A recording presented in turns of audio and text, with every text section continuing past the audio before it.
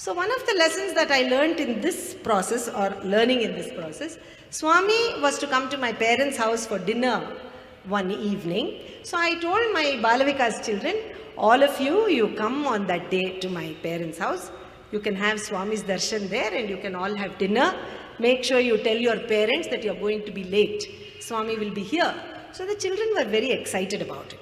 Now in this group, there was a young boy called Srinivasa, who happened to be the son of the maid of our neighbor. We had a neighbor, she had a maid, and this boy used to come with the mother to the house while she was working. Now that owner of that house, she didn't want a small child in the house while the mother was working. So she used to tell the maid, don't bring your son. He was a little fellow, 8 or 7 years old. So the lady came and asked my mother, Amma, when I'm working in their house, can my son attend your balvikas? You seem to be teaching some bhajans and stories and all that. Can he attend? So my mother said, sure, he can attend. So that little fellow used to come mainly for the prasadam that used to be distributed in the end. As soon as he comes, he will say, what is the prasadam akka? What is the prasadam akka? I'll say, you sit down, you do all the slokas and stories, we'll get prasadam in that small child. So he was in my class, and over 2 or 3 years, he was there, and he learned everything very beautifully, all the songs and the bhajans and everything. So that day I told him, Srinivasa, today you make sure you come tomorrow. Swami is coming to our house, you can have his darshan.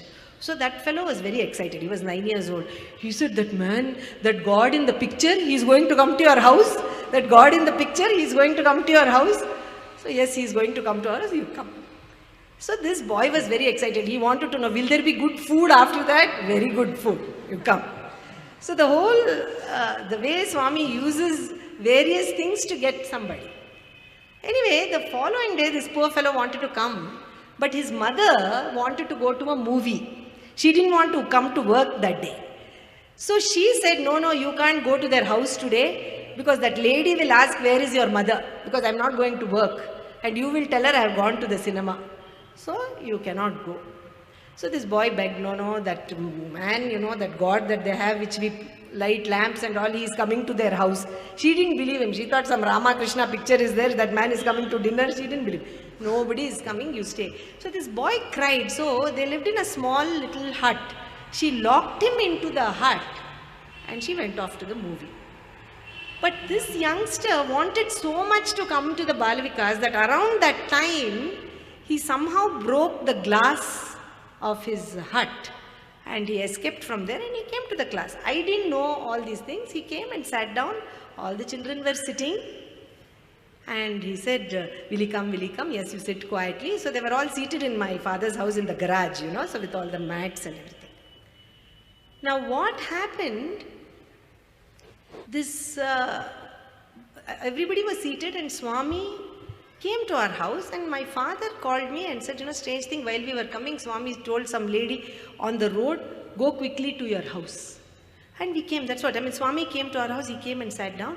And then I said, Swami, can you please come and bless the balvikas children? They are all sitting. He said, yes, I'll come. He talked to everybody for a few minutes, got up and came near the garage. He looked at all the children and suddenly turned to me and said, where is your Srinivasa? That little boy. So I said, he's here only. Looked there, looked at the group, but that boy was not there. I said, Swami, he was here, he was sitting here very excitedly to watch you. So he said, lay there, where? All the children, where is he, where is he? We asked the children, they said, no, he was sitting here, he just went out. He said, his mother will scold me, I have to go, because Swami was late. By the time he finished darshan in Vrindavan and came to our house, it was a little late. So he ran away, the boys, the other children told. And Swami called me to the side and said, you see, being a balvikas teacher does not mean just making the children sit there and you going inside. You have to be with the children. You don't know where your child is. You should have known, where is that boy? I was happily sitting inside with the rest of the family members waiting for Swami, leaving the children in the garage. That is not how you teach. You should have sat with the children. You don't know where that boy is. He was your responsibility while he was in your custody. You didn't take care. I said, yes, Swami, I don't know where. And I was also worried. Where did this little fellow go? Then Swami said, don't worry, that mother and son will come in a little while. You sit down, he told. So I sat down. Sure enough, by the time Swami finished talking to everybody, went inside, had dinner and came out, we suddenly hear some noise in the garage and this lady, that maid, that mother, and this boy have both come. And look at the beauty of this thing. This boy has gone home because he was scared of his mother. He came out of the window, remember? He went there. What has happened when he went there? His hut has caught fire. And he saw this hut as thing. If that child had been inside that hut, he would have also been, because the mother had locked, he would have been burnt. Somehow Swami got him out of there so that he had escaped. And while coming to our house, this mother was walking home. He said, you better go to your house. He stopped the car while my father was driving and said, you better go to your house is on fire. That lady came running thinking of her child in the hut. Luckily, the child had escaped. So that mother said, how did you escape? I locked you. He said, I don't know. I felt an urge to go to that balvikas. So I went through the window. So she said, see, he somehow saved you. Come, let us go back and see if Swami is still there. So mother and son came running. Swami blessed the mother, gave him some vibhuti. Study well, he said. Smacked him a little bit gently on his cheek. Study well. Be good, he told the boy. That was the end of the visit. This was many, many years ago. 1978 or 77, I think. Imagine, so many years ago, this boy was a 10-year-old fellow. In 2006, I'm giving you a long story only to tell you how Swami knows every part of our life.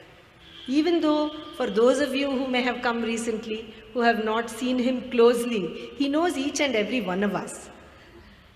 I was in Puttaparthi in 2006. I was sitting in the darshan line. I had just come from the US. My mother and I were sitting. Swami came out for darshan. Again he asked me, Eppodocha, when did you come? I said, Swami, just now. I am going to Kodaikanal, you come there, he told me. And he continued on the darshan. So we came to Bangalore. Sure enough, after 2 days, Swami went to Kodaikanal. We got the news. So my mother and I decided, after a couple of days, let us go to Kodaikanal. We tried to get some accommodation, but it was, all the hotels were full because Swami had gone there. So my mother and I said, we'll see. Swami said, come, he will find us a way, we thought. We went to Kodaikanal. By the time we arrived there, it was in the afternoon, about 2 o'clock, the 1:30 or so, the gates were closed. Naturally, Swami was inside the mandir, inside his building. Sevadal people were near the gate and people were lining up to get inside for darshan. We stood there and we said, maybe we will see if we can find somebody who can tell us if there's any accommodation, or we will go through the gate. We were standing there. Suddenly that inside there was one gate, it opened and one man started to run. He was wearing a blue scarf, he was a Sevadal person.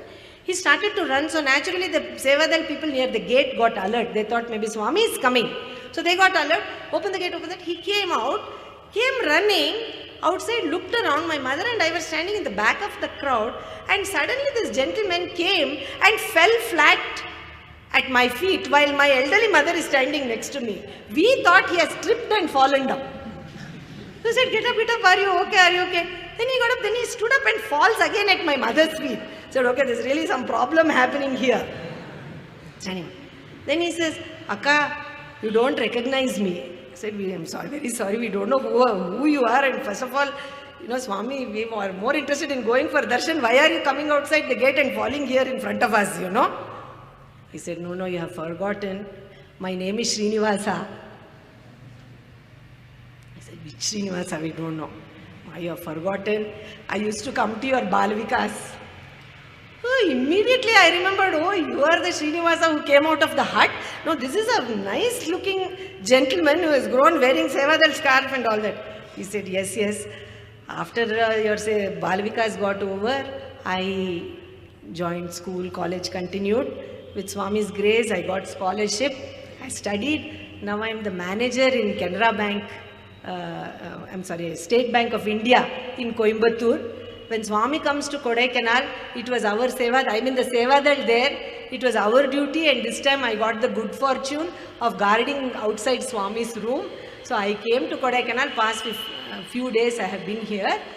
So I said, why did you come running out? Like, how did you know we were here? No, Akka. Inside, just now, Swami suddenly opened the bedroom, his room door, came outside and said, your Guru has come, go and find her a room to stay. He didn't know which guru Swami is talking about. Your teacher has come, go and find her a room. He came running outside to see, he thought maybe his high school teacher or college lecturer, somebody has come. He comes and he sees my mother and me. He actually didn't recognize me. He saw my mother, who looked somewhat the same. I have changed over 30 years. So, he guessed that it must be my mother and myself. He said, Amma, Swami has told for you to go to that one particular room that time, you please go. So we went, so surprised. Finished, we went there, kept our luggage, changed our sari, went and sat for darshan in Kodaikanal.